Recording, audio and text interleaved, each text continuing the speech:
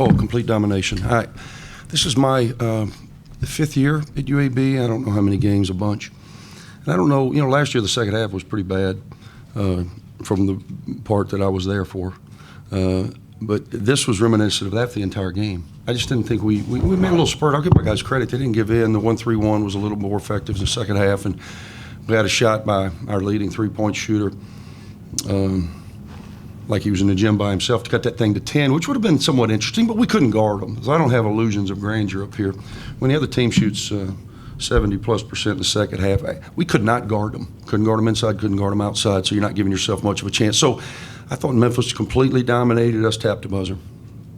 Coach, we understand this is a new team that you're playing this year, but can you kind of compare what you saw from these guys last season to what you see this year? Yeah, Penny does a good job of putting them in space to make plays. We're familiar with Haggerty and Rogers from Tulsa and Wichita State. Obviously, last year we played against. I think Haggerty's really taken his game to another level.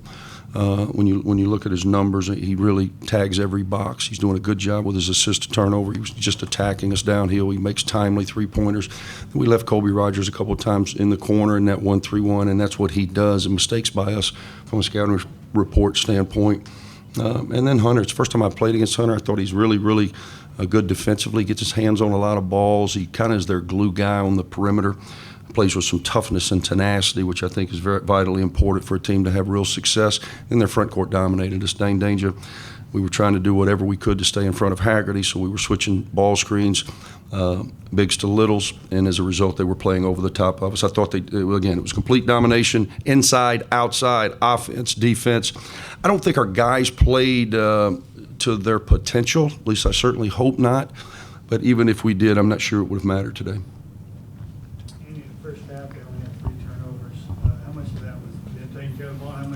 They're constantly attacking us, Steve. We're on our heels. You're not gonna go on the road, especially against a talented team in a venue such as this, and play on your heels and expect to win. And that's what we've done. So that's what we've done the last 2 years.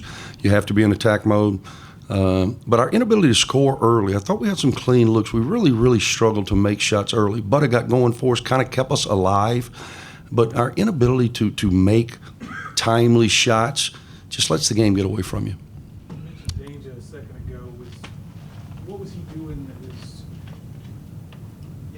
Was there anything more to it? No, he operates right. He's big, and he's pretty efficient. I didn't think we knew he was going to spin. He likes that spin.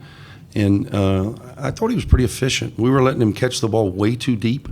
And then a couple of times we had him away from the basket and foolishly fouled him.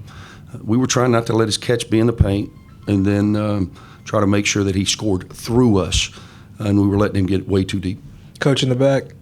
Yaxel had 18 and 10, but shot just 5 or 15 from the floor. I think he had 4 turnovers. What did the Memphis front court do to kind of frustrate him today? Yeah, I think that they were, Yax, when we were playing him in some ISOs, they were sending extra bodies at him. And I thought because of the physicalness of the game and his inability to get separation, I think he was kind of consumed with the bodies that were there as opposed to finding the open man. He's certainly a very willing passer. He still has 5 assists, and those would be a lot more if we would make shots at the end of it. It was just a tough night for Yax, and that's a credit to Memphis.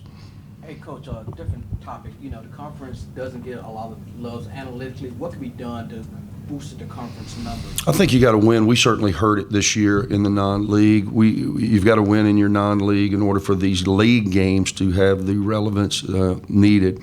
I know there's, again, I'm pretty familiar with Memphis from my time at Ole Miss, and I know there's always angst about, well, you can't lose these league games because it's going to do anything to hurt you. Well, you're right. It's not going to do anything but hurt you, but I think their resume is so strong with one of the most incredible non-conference resumes in college basketball. The Tigers are going to be fine. What were your thoughts of the way Ezewiro played? I thought he played better. If that was the one positive that when we get on this bus and drive home is that maybe from a confidence standpoint, confidence is about demonstrated ability. I've said this before, Steve, you've heard it. And tonight he demonstrated that he can play inside. He made some plays, got some angles. He always makes his foul shots, but I was glad to see him finish through some contact for a change. Thank you. Thanks, Coach.